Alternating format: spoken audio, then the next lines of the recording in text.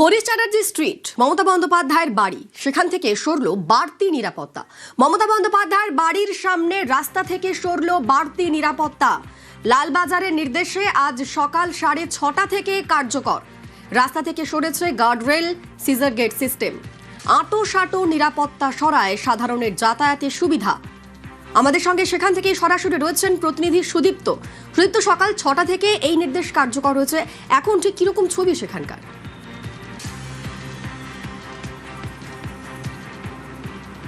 দেখো অনিন্দিতা, 2026 বিধানসভা নির্বাচন এবং বিধানসভা নির্বাচনের পালাবদলের পর লালবাজার তথা জয়েন্ট পুলিশ কমিশনার হেডকোয়ার্টার্সের পক্ষ থেকে একটি নির্দেশিকা জারি করা হয়েছে এবং সেই নির্দেশিকায় বলা হয়েছে শহরের একাধিক জায়গা যেগুলি গুরুত্বপূর্ণ, যেমন মুখ্যমন্ত্রী মমতা বন্দ্যোপাধ্যায় অর্থাৎ মমতা বন্দ্যোপাধ্যায়ের যে বাড়ি, সেই বাড়ি থেকে যে নিরাপত্তা, সেই নিরাপত্তা কিন্তু সরিয়ে দিতে হবে। বাড়তি নিরাপত্তা রয়েছে অর্থাৎ হরিশ চ্যাটার্জি স্ট্রিটে, এবং একই সঙ্গে পাশেই কালীঘাট রোড যেখানে অভিষেক বন্দ্যোপাধ্যায়ের বাড়ি, সেখানেও কিন্তু সরিয়ে দিতে হবে। এবং হরিশ মুখার্জি রোড, শান্তিনিকেতন, অভিষেক বন্দ্যোপাধ্যায়ের বাড়ি, সেখানেও কিন্তু নিরাপত্তা সরিয়ে দিতে হবে। সেই মর্মেই একটি নির্দেশিকা। সুদীপ্ত, তোমার কাছে আমরা আসবো। যে এই মুহূর্তে ছবিটা আর একবার দেখাচ্ছি, রাস্তা থেকে সরেছে গার্ডরেল, সিজার গেট সিস্টেম এবং আঁটো নিরাপত্তা সরায় সাধারণের যাতায়াতের সুবিধা। হরিশ চ্যাটার্জি স্ট্রিটে বিনা বাধায় গাড়ি যাতায়াত। এবং তারই পাশাপাশি আমরা অভিষেক বন্দ্যোপাধ্যায়ের বাড়ি, সেখানকার ছবিও দেখাবো। অভিষেক বন্দ্যোপাধ্যায়ের বাড়ির সামনে থেকে সরল নিরাপত্তা। হরিশ মুখার্জি রোড, সেখান থেকে সরল নিরাপত্তা। লালবাজারের নির্দেশে শান্তিনিকেতন থেকে নিরাপত্তা সরল। আজকের জন্য কলকাতা পুলিশের কমব্যাট ফোর্স মোতায়েন। ক্যামাক স্ট্রিটে অভিষেক বন্দ্যোপাধ্যায়ের অফিস, সেখানেও নিরাপত্তা প্রত্যাহার করা হচ্ছে।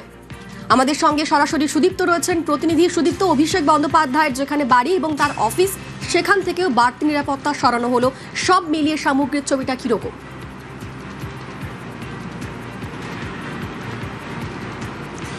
দেখো অনিন্দিতা, অভিষেক বন্দ্যোপাধ্যায়ের কালীঘাট রোডের যে বাড়ি, সেখান থেকেও কিন্তু বাড়তি নিরাপত্তা সরিয়ে দেওয়া হয়েছে। যে সিজার গেট ছিল, যে ব্যারিকেড, তা কিন্তু বন্ধ করে দেওয়া হয়েছে এবং একই সঙ্গে যে পুলিশি কিয়ক্স ছিল, সেই কিয়ক্সও কিন্তু বন্ধ করে রাখা রয়েছে, খালি চেয়ার পড়ে রয়েছে। দেখা গেল শান্তিনিকেতনের বাড়িতে, হরিশ মুখার্জি রোড, সেখানেও কিন্তু একই অবস্থা, একই চিত্র। পাশাপাশি ক্যামাক স্ট্রিটে, এই মুহূর্তে আমি ক্যামাক স্ট্রিটে রয়েছি, শেক্সপিয়ার সরণি থানার অন্তর্গত, যেখানে অভিষেক বন্দ্যোপাধ্যায়ের অফিস, এবং এখানেও দেখা যাচ্ছে যে একাধিক ট্যাবলো রয়েছে, ভ্যান রয়েছে, যেগুলি প্রচারের টাইমে ব্যবহার করেছেন অভিষেক বন্দ্যোপাধ্যায়। সেখানেও কিন্তু বাড়তি নিরাপত্তা নেই।